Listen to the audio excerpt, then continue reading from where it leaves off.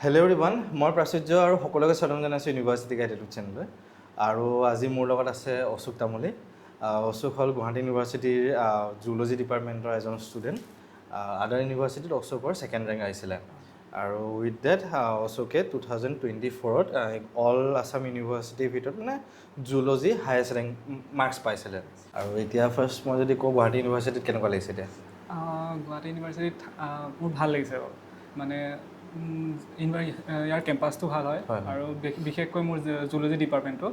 আৰু মানে মেইনলি টিচাৰখিনি আমাৰ বহুত ছাপৰ্টিভ হয় আৰু লগতে PhD স্কলাৰ আৰু মানে ইয়াত আপোনাৰ লেব ফেচিলিটিছ আছে, চ' প্ৰেক্টিকেলখিনি বহুত ভালকৈ হয়, সেইকাৰণে মানে ভাল লাগে আৰু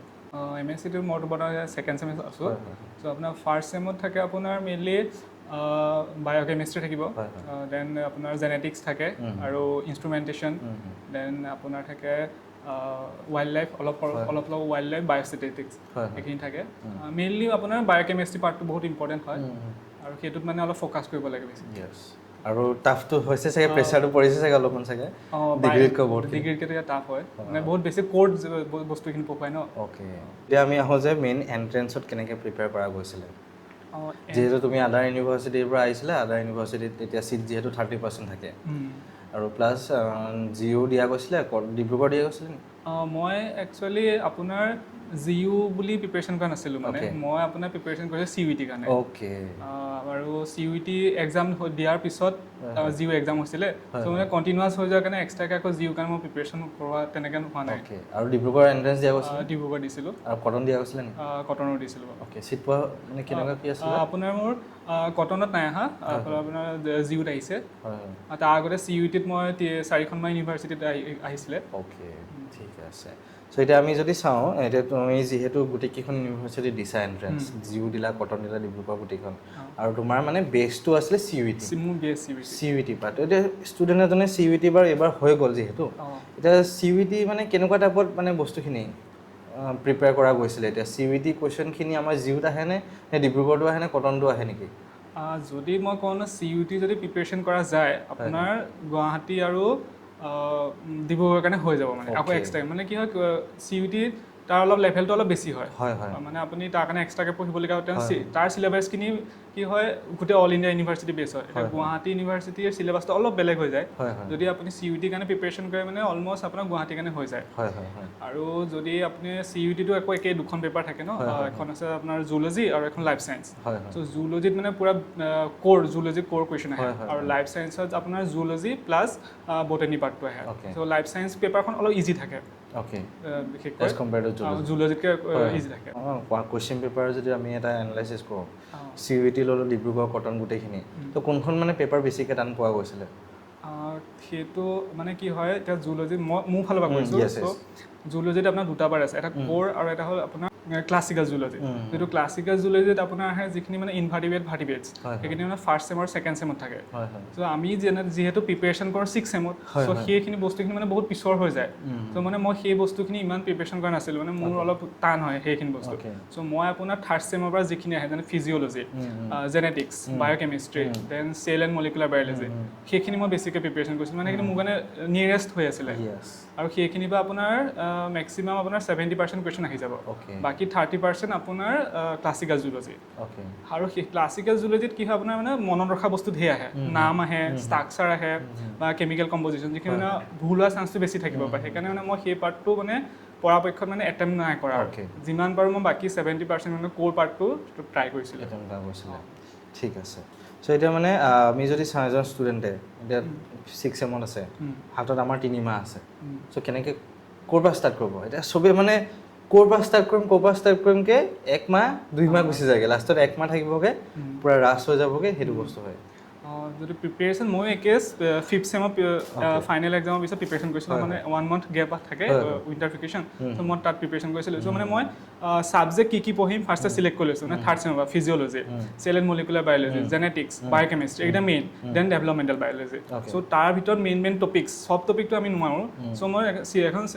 ৰুটিন হিচাপত বনাই লৈছিলোঁ। চ' এইটো পিছত এইটো পঢ়িম, আৰু মানে কণ্টিনিউৱাছলি। চ' আৰু যেতিয়া মই পঢ়িছিলোঁ, মানে মোৰ কাৰণে এইটো এটা মানে মোৰ মানে প্লাছ মানে আছিলে, যেতিয়া মই থাৰ্ড ছেমৰ পৰা পঢ়িছিলোঁ যেতিয়া আমি নোটছ বনাওঁ মেইনলি মই মেইন যিখিনি ৰেফাৰেঞ্চ বুক থাকে ছাৰহঁতে যিখিনি ৰেফাৰেঞ্চ বুক দিয়ে সেইখিনিৰ পৰা মানে নোটছটো বনোৱা হয় চ' মানে আকৌ মই এক্সট্ৰাকৈ বুক পঢ়িবলগীয়া পোৱা নাছিলে এতিয়া সেই নোটছখিনিকে পঢ়োঁ দেন পঢ়ি পেলাই আকৌ আপোনাৰ কুৱেশ্যন প্ৰেক্টিছ কৰোঁ নোটছ যদি কওঁ লং নোটছ নে শ্বৰ্ট মোৰ ওচৰত আপোনাৰ মেইনলি লং নোটছ আছিলে মানে কি হয় লং নোটছটোৰ ওচৰত থাকিলে মানে আপুনি শ্বৰ্টখিনিতো ইজিলি পাই যাব কিন্তু শ্বৰ্টখিনি থৈ দিলে আপুনি লঙলৈ যাবগৈ নোৱাৰে এনেকুৱা হৈ যায় আৰু যিহেতু মোৰ ওচৰত নোটছ আছিলে মোৰ ওচৰত টাইমটো বাচি গ'ল তাৰপিছত ফাৰ্ষ্ট টাইম মই নোটছখিনি পঢ়োঁ দেন আপোনাৰ কুৱেশ্যন PYQ বা কুৱেশ্যন কৰোঁ চ' কুৱেশ্যন কৰিবলৈ মই আপোনাৰ আছিলে এনিতা চিগাল বুলি তেওঁ বুক এখন আছিলে সেইখন আপোনাৰ বেছিক লেভেলত দেন আপোনাৰ কৰিব পাৰে পাথ ফাইণ্ডাৰৰ বুক হয় সেইখন পিছে অলপ হাই লেভেল হয় কিন্তু মানে চাব পাৰি আৰু দেন আপোনাৰ মই ইউজ কৰিছিলোঁ ইউটিউবত চাওঁ ভিডিঅ' চাওঁ তাত যিখিনি PYQ আহে PYQ চল্ভ বুলি আহে বা আৰু কিবা মেৰাথন বুলিও আহে সেইখিনি মানে চল্ভ কৰিছিলোঁ তেনেকুৱা ঠিক আছে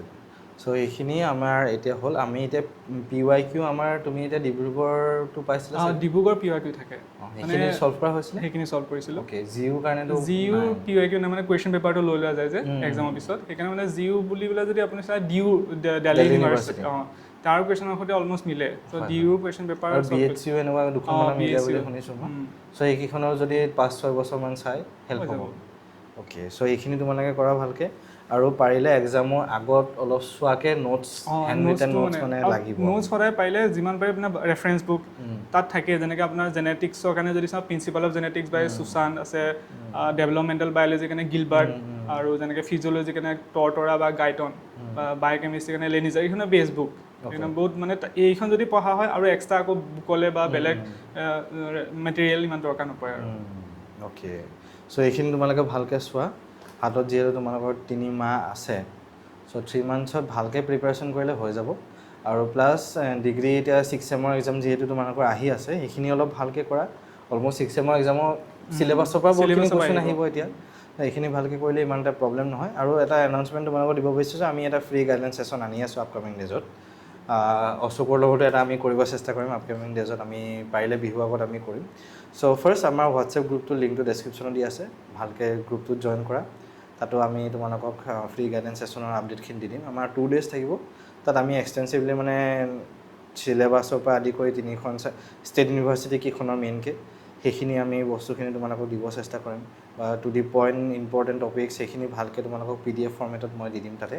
গ্ৰুপতে দি দিম বা সেই 2 দিন আমাৰ যিটো ছেশ্যন থাকিব তাতো তোমালোকক জমা যাব কিবা যদি কুৱেশ্যন থাকে তোমালোকে সুধিব পাৰিবা সেই ছেশ্যন সেই 2 দিনত তোমালোকে ঠিক আছে ষ্টুডেণ্ট এজনে আমাৰ কুৱেশ্যন এটেম্প কেনেকৈ কৰিব পৰীক্ষাত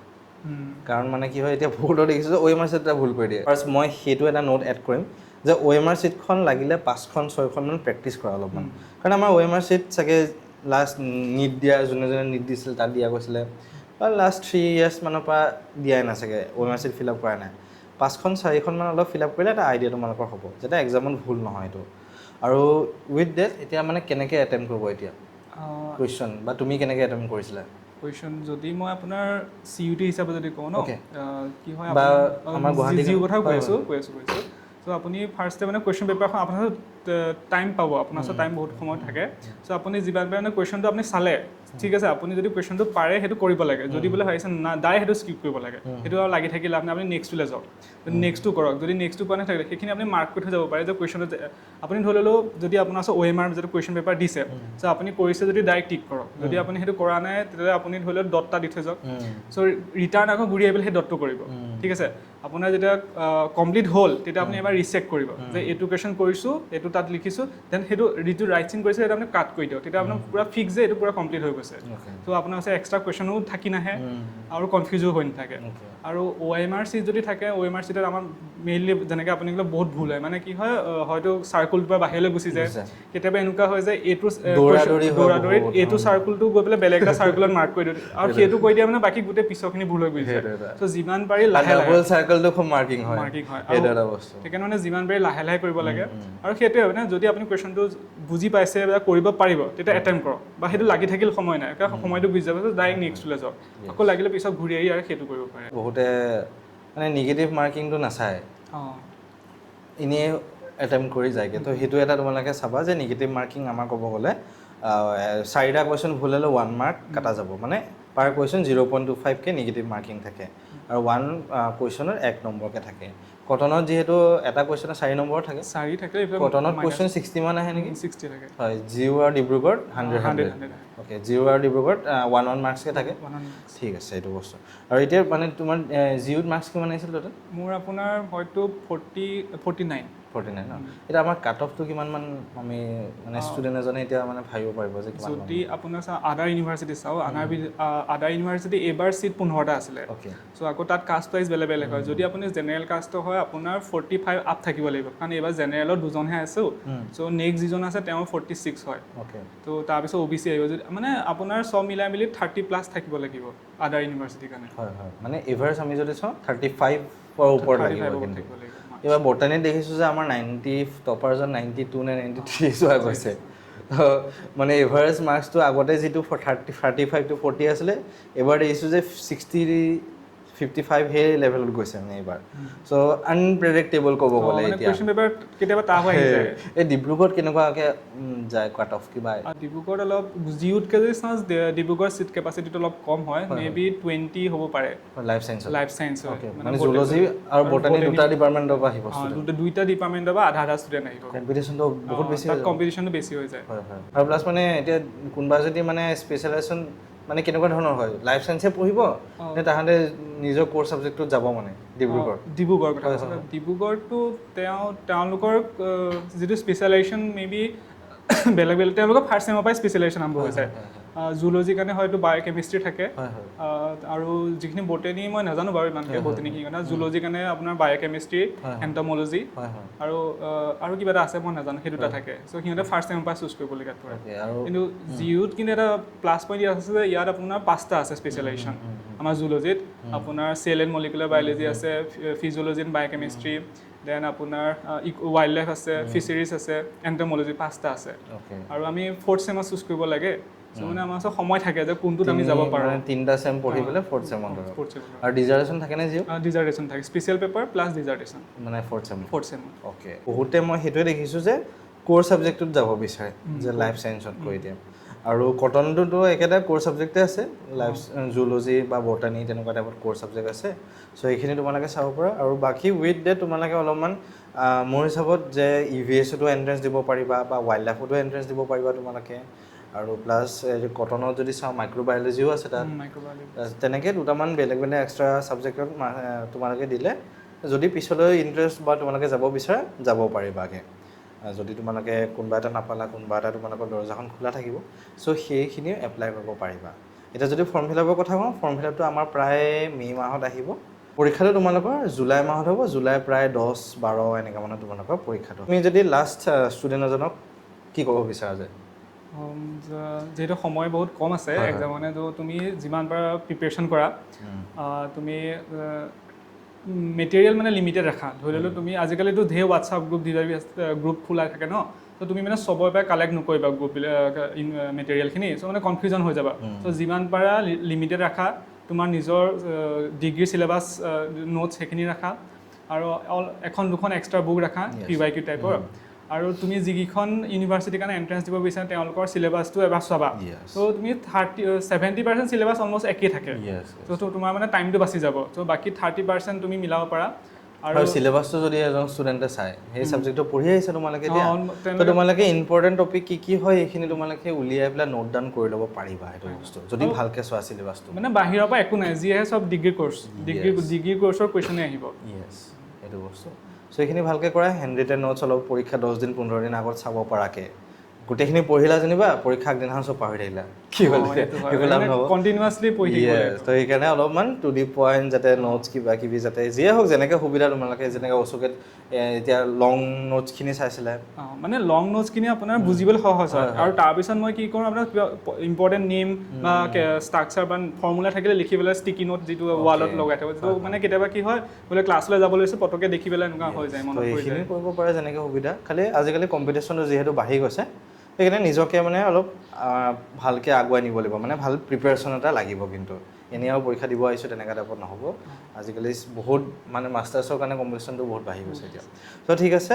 থেংক ইউ সকলোকে আমাৰ ফ্ৰী গাইডেঞ্চ ছেশ্যনটোত আহিবা আমি ডিছকাছ কৰিম তাত আৰু ভালকৈ নোটছ বা তোমালোকৰ যিখিনি ইম্পৰ্টেণ্ট পইণ্ট টপিক আছে এইখিনিও আমি দিব চেষ্টা কৰিম তো থেংক ইউ অশোক ভাল লাগিলে কথা পাতি আৰু নেক্সট ভিডিঅ'ত সকলোকে লগ পাম চেনেলত ছাবস্ক্ৰাইব কৰি দিবা নতুনকৈ যদি তোমালোকে আহিছা